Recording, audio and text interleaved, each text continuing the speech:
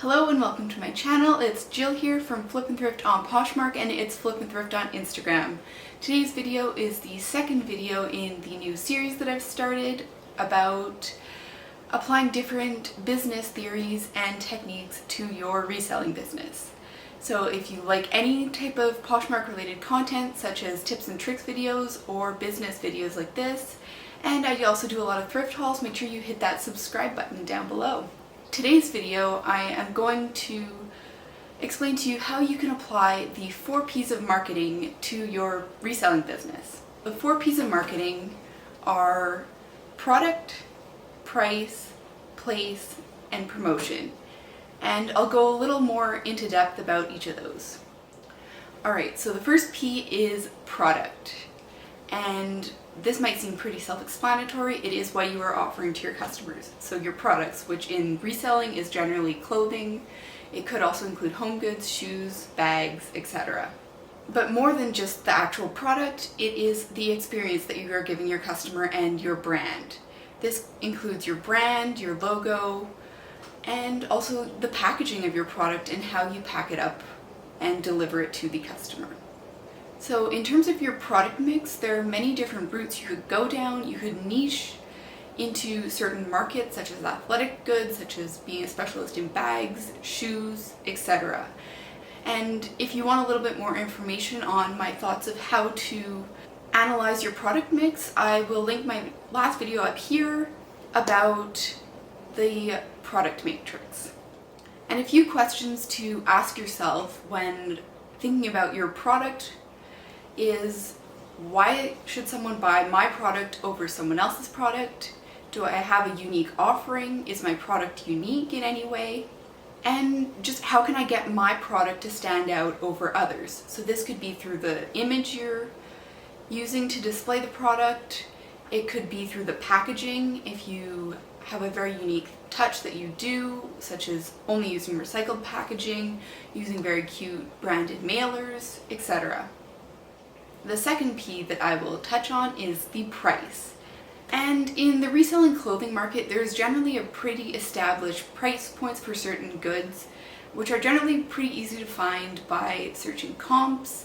And you can do this on any platform that you're selling on, and you simply would search for similar items or that exact item and see how much other sellers are listing them for and how much they have sold for in the past. And you can then use that information to decide how you want to price your item. Going along the lines of pricing, there are also a few different strategies you can use.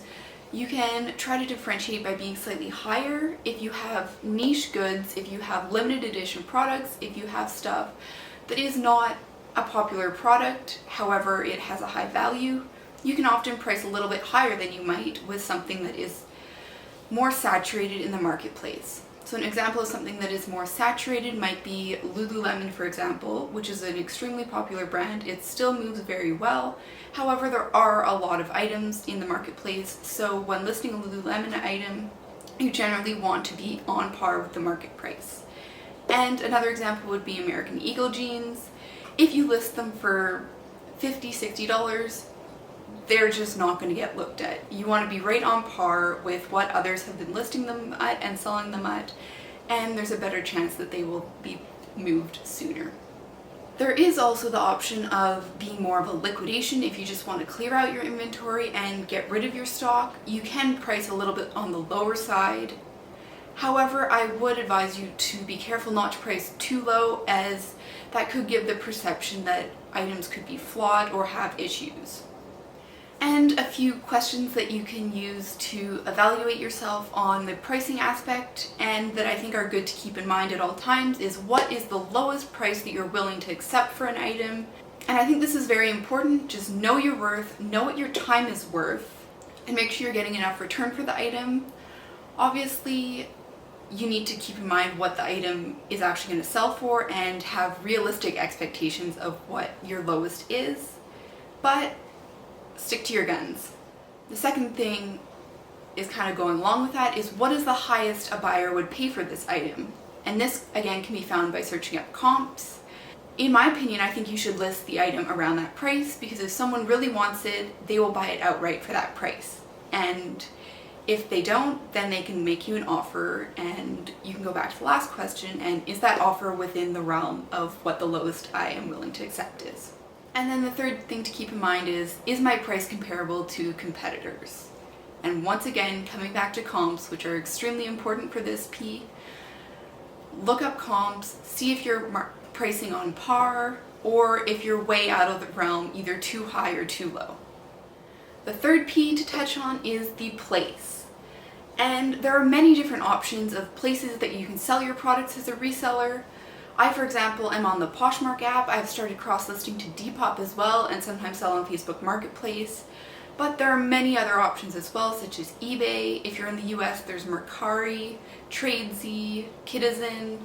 So many options, and you need to figure out for yourself, based on what products you have, if you are selling them in the right place to reach the right market and demographic of people that are searching for that type of product. For example, if you have a very limited edition collector's item, maybe eBay would be best. If you have a children's item, maybe Citizen. And that is something that you need to evaluate for your own business if you're selling on the correct platforms and using the right distribution channels to reach your customers. And another thing to touch on is having multiple sales channels, which I think is extremely beneficial. If you're limiting yourself to one platform and that platform were to go under, then there goes your business as a whole. If you're spread out over a few platforms, then A, you can greatly increase the amount of customers that will see your product and potentially buy it, and probably increase your sales by doing that. Even if you're not as active on certain platforms, it's still an additional stream of revenue to add to your business. So I would highly recommend looking into other platforms that you can sell on. And there are also other options outside of using existing platforms. You can create your own website and have your own distribution channel, which will take a lot of work to start up and a lot of marketing, but you don't have to pay any platform fees, so there's pros and cons to that. You could open a brick and mortar store, which again has a lot of upfront costs, but if you're able to reach your correct market by doing that, then it would be worth it. You could do pop-ups, and you can also just sell through Instagram or social media if you have a big enough following. And then the fourth and final P is promotion, which I could do a whole nother video on in the future, and I probably will. So please let me know down below in the comments if that would be of interest to you, for me to go a bit more into depth into the marketing specifics and promoting, and how to use that as a way to grow and scale your business. So promotion includes social media, advertising, publicity, and any sales promotion. This can be done directly on the platforms that you're selling. For example, on Poshmark, you could use Posh Stories to promote products. You could let people know that you've added things to your closet or highlight certain products. If you have a sale, you can also promote it using a story there.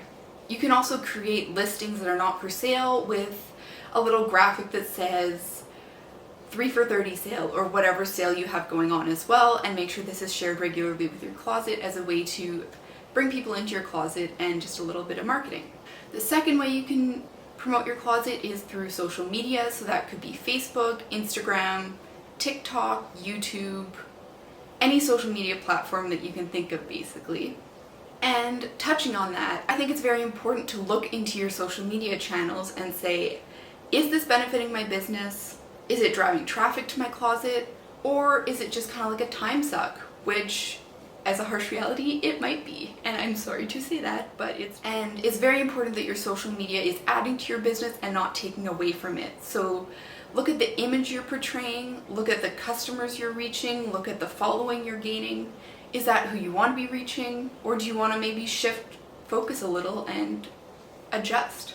Another way to advertise would be through paid advertising, which again I will touch on probably in a later video, as it's a bit more of a complex approach and it's not potentially necessary to be putting money into this, especially when you're on an existing platform that is already bringing you customers.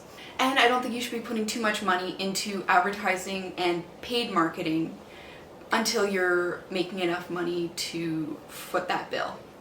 Alright, so that being said, the 4 P's that you can use to reevaluate your reselling business are product, price, place, and promotion.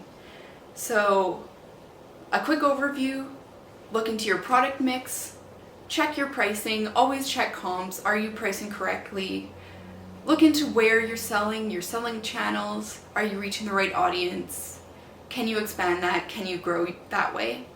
And promotion. Is your social media helping your business or is it a detriment to your business? So thank you for watching this video. I hope that you learned something. I hope that you can take something away from this and benefit your business. And if that's the case, make sure you give this a nice thumbs up. And if you like this type of content, if you like any type of reseller related content, make sure you hit that subscribe button down below and the bell notification so that you know when I come out with new content. So until next time, bye.